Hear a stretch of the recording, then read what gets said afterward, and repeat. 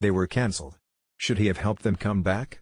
To view the full article, click the first link in the description below. A few months later, Mr. Galliano, who had already been fired as the creative director of Christian Dior, was tried for the attack in a Paris court. During the trial, a video of a different incident, also at a bar, revealed him proclaiming, "I love Hitler." At some point during all this, Mr. Foxman received a call from Jonathan Newhouse, who then led Cond Nast International. He asked if Mr. Foxman would be willing to sit down with the designer. Mr. Foxman understood that what he had done had come from a place of addiction. During the trial, which resulted in a conviction for racist and anti-Semitic abuses and the imposition of various fines, Mr. Galliano spoke about his Valium problem and the enormous pressures brought to his work by the financial crisis, pressures that had left him unable to grieve when his father and two others close to him died in quick succession. Mr. Foxman wanted him to ask why he was striking out at Jews and not banks.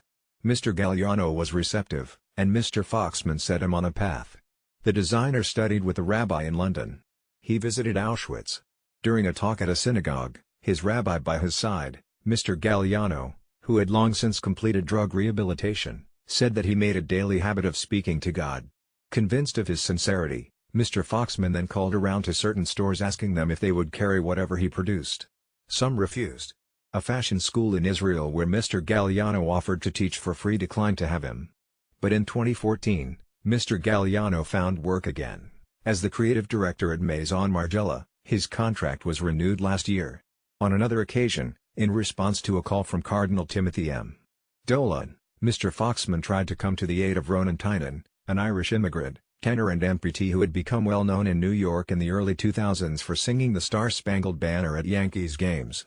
The trouble occurred 11 years ago when Mr. Tynan bumped. To view the full article, click the first link in the description below.